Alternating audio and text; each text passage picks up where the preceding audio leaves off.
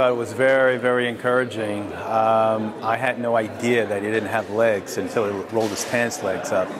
I was sitting there listening to him and just really thinking about the disconnect where I just can't relate to that. But he did a good job at bringing us to where he is and making us understand that you can live a normal, productive life. I thought it was inspiring. I thought he did a very fine job. I really enjoyed it. It was incredibly inspirational for me. I think it was great to hear the fact that no matter what you're going through in your life, if you're able to take that and learn from it and develop a process where you can get through it and come out better on the other end, that's what I really enjoyed about that part. I thought it was excellent and very inspiring. The ability for someone to overcome so many challenges and to have the spirit that he has, I think it's just amazing. I thought it was very interesting. I happen to have been in the prosthetic manufacturing business for some years, a couple of years ago, and I can relate to some of the angst that I've heard from other people in that community, but I'm also encouraged with the stories like his. I thought Daniel's talk was very inspirational and motivational.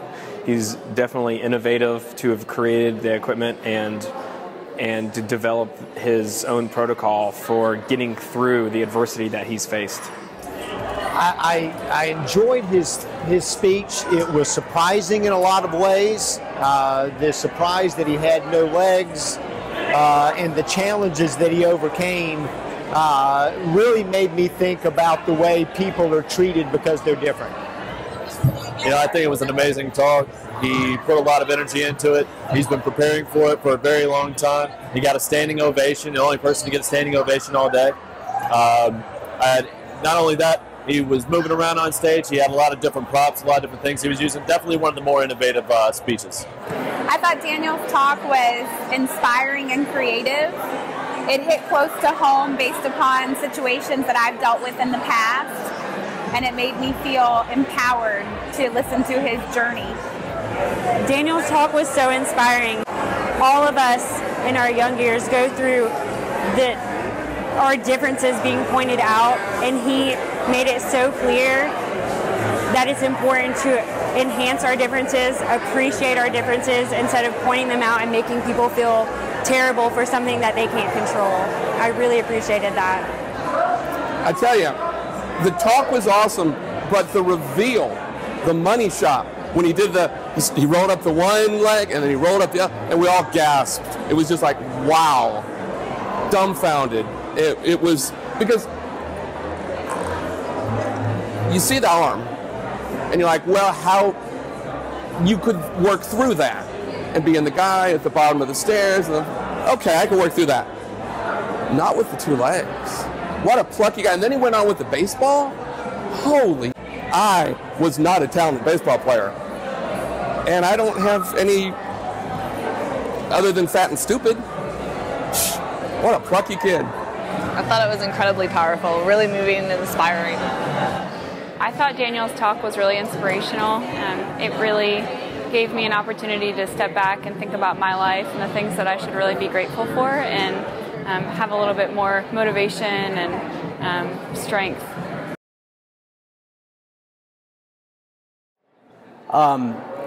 Motivated.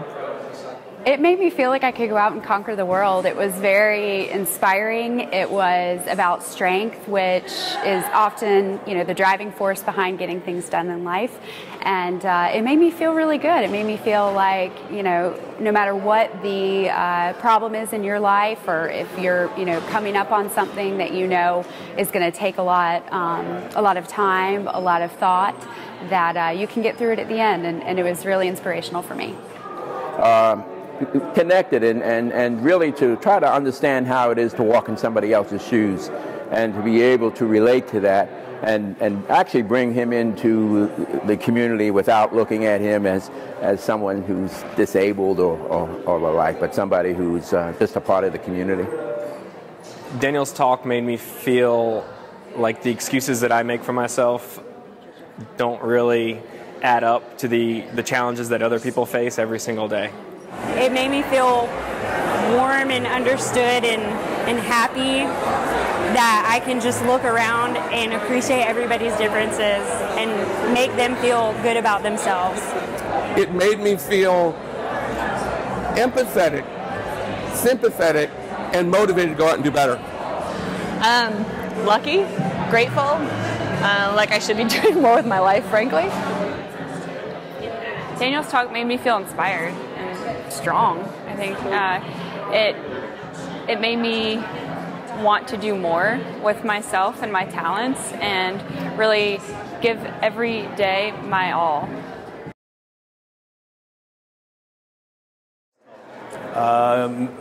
Watch them lift weights.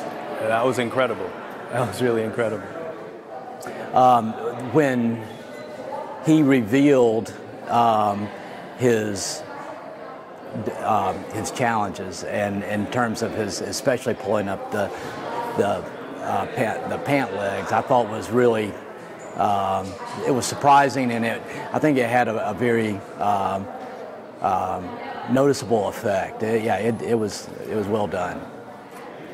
I think my favorite part was just knowing that the power of your words over other people is so important in life, and how you use those words and how you process them yourself, to move forward through whatever you're going through can be such a huge thing in someone's life. So I think seeing that perspective was huge. Actually, it held together so well that there really isn't like one particular piece. It's the amazing things of being able to learn how to use baseball or lift weights or anything of that nature. It's just the whole essence of people overcoming those obstacles and challenges. I thought my favorite part was the mental process he went through to develop those conceptual models that at a young age and seemingly doing it independently, that's pretty powerful. I think my favorite part of Daniel's talk was when he strapped on his arm that he invented and did a power clean that was just motivational and very impactful to show you that you can really overcome anything that you put your mind to. About how he felt about himself overcoming the challenges that he faced in his life. How he created something that could help him and other people. I don't know, anytime he was interacting with some kind of object to kind of bring something extra into the speech, like whenever he was flipping the baseball glove, when he was deadlifting, all that stuff, it takes it to, it's more interesting than just seeing someone stand there and speak to you. My favorite part was actually when he was talking about his mother and quoted Christopher Robin. I thought that was something that was very emotional to him, and it also spoke to the crowd, from everyone from a child up to an adult. My favorite part of his talk, hands down, was when he took the weight while talking to us, and I'm sure he was nervous, put his little thing on and lifted up the weight and was still talking. And I know that weight was 150 pounds. That was heavy, and he did that in an awesome way. I want to say it was when he did the mechanical thing with the weight, but honestly, when he rolled up those trouser legs, it blew me away to a point where I just kind of reeled for a while, thinking about, what would I do? And part of this event is empathizing with other people. I don't know that there's no possible way I would be as productive and get out and play baseball and do all the other stuff. I'm very impressed, very inspired. I think my favorite part was watching him lift those weights and saying that he wasn't a victim, right? That he was a survivor. That was incredibly empowering. My favorite part in his speech was when he told us about his mom putting on his prosthetic legs and reciting a Winnie the Pooh quote and telling him that he's strong and that he's smart and just giving him that encouragement that he needed to conquer the day. Yeah, in fact, as a small business owner, a lot of those same concepts I do use and adapt as I go on with new ideas and going in different directions. So I definitely could relate to that part. Oh, absolutely. I think there's messages that we can all take from that. Absolutely. Absolutely. I liked how it was simple, but it also addressed the very things that you come across when you are experiencing something new in life or something that for a long time you've had to deal with. I definitely can see myself doing that. I wrote it down so that I can take it back with me and implement and apply it in my life as well. I think it is applicable because, everyone has challenges and different challenges. Some people live in abject poverty, and there's a lot of challenges that center around that. So I believe that, yes, they are applicable. I definitely think I could use his cloy concept in every day. It was very clean, very straightforward, and offered one-word action words that make you think, feel, and act positively and in a better way.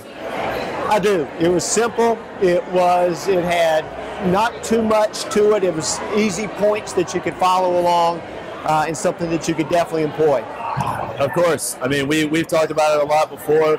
I think that's obviously one of his biggest pieces of value. He knows that really to make anything possible, it really comes down to your effort, whether or not you want to push through something. And he takes the concepts, stage by stage. You gotta, I can't remember the exact words, you gotta plan, and then you gotta execute. You gotta make sure to continue executing. And so, I think that it is an amazing concept that once spelled out, yes, it could be applied in your life to reach unbelievable goals and dreams that you set for yourself. Oh, absolutely. That concept, I wish I would have thought about it or known about it earlier in my life, because I can totally use that concept. If I have the self-discipline too. Absolutely. I think it would take me some time to sort of figure out how each of those components worked in my life, but yeah, it's definitely an applicable concept. Yeah, I think if there was a way, if I would have snapped a picture of that and just pull it up every now and then, it's something that would kind of help me, remind me how to keep moving forward. Absolutely, absolutely. I think that type of motivation is very important. A motivator with disabilities. We're supposed to be the completed ones, but yet this guy is out here making a difference with, where he is. Yeah. Oh, certainly, because he's lived the life, and I think that's an important component. It's not just theory; it's actually having accomplished these things. I think he's a wonderful motivational speaker. I think that, aside from the physical that you see, there's a lot of things emotionally, mentally that we all deal with, and being able to take the physical side of things and manifest it through emotional, mental states, and being able to really come out at the end of something and learn from it and teach others and show them the power of what you're going through and how you can turn that around and change their lives is huge. I really learned a lot from him. I absolutely would recommend him to speak to others. I think the world needs that perspective. I think that we need to remember that when we're out and doing things in this life, that we all have so much common ground, and if we can use that to inspire, motivate, and use that as a driving force, there's so many more things we can do in this world. Oh, absolutely excellent. I think anybody that hears his story has to be inspired. I thought he was very good, very good. He obviously seemed emotional to begin with, but who wouldn't be with that story? But I think he delivered it very well. I thought Daniel was a great motivational speaker. He not only shows with words, but his body, how you can overcome anything. I would definitely recommend Daniel to speak to high school kids, to anyone that's overcome adversity, maybe even some veterans that have suffered losses, and show them that there's still life after a disability. I think he is an excellent motivational speaker, and I'd love to hear more talks from him in the future. He's an incredible motivational speaker. He kept his cool, giving a speech is very stressful, and he kept his cool, and he made us all feel like we were right in front of him, and he was just talking to us and making us understand what he was talking about. I would absolutely recommend him to speak to other people, groups of people, young people. I wish that he would have the opportunity to speak to more young people. As a pediatric nurse, I see a lot of kids that come in and have deformations or things different about their body, or G-tubes and J-tubes where they have to eat through. And I think that if you could speak to those kids, I see how unhappy they feel in school environments and public environments, and if he could speak to them, and especially the kids that are making fun of them for their differences, it would just make, literally in the cheesiest way, the world a better place. Absolutely. I would. Actually, he's coming to talk with our high school, so I'm really excited about that.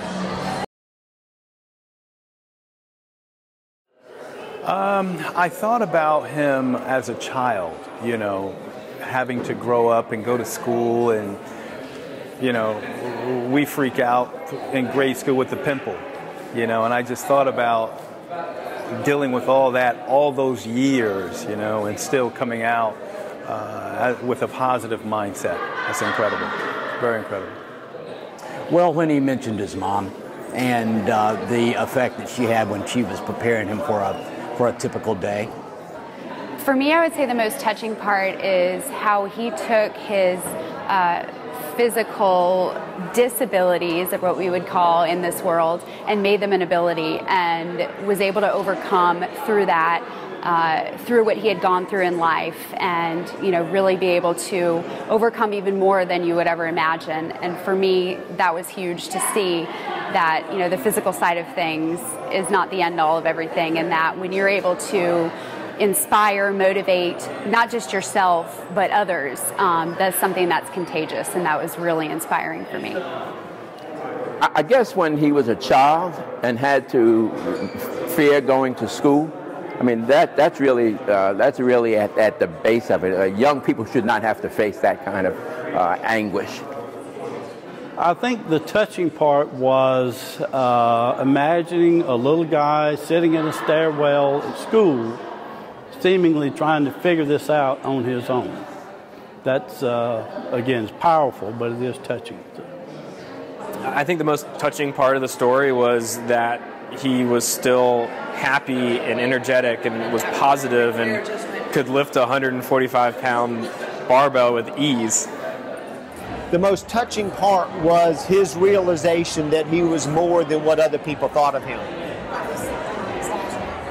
That he showed himself, and he wasn't afraid that he was different and everybody else was different. So the most touching part for me was the end, whenever he was talking about his mom looking up at him and smiling while she was putting on his legs. You know, that did bring a tear to my eye. That was something I never heard before, never really thought about, but yeah, because I could see how you really get a look inside his mind. Most touching part of that story is seeing him overcome great disability, both mentally and physically, and being able to be someone who can truly inspire others to move on. The most touching part of the story was when he was talking about his mom and how every morning, no matter what, she was smiling. And it's always important to have that one person in your life that you can feel motivated by and comforted by, and that was his mom, and I thought that was the most touching part of the story. I was touched at thinking of him as a kid, but I was propelled forward to see how together he is now. I think how he tied bullying in, that was, you know, he said that the main detriment that most people saw were that, you know, he didn't have legs or an arm, but his real suffering came from the way that people treated him, and I thought that was really powerful. I think the most touching part of his story is that he was born into this situation with all of these challenges, and he found the strength within himself to rise above and overcome those things and meet his goals and his dreams.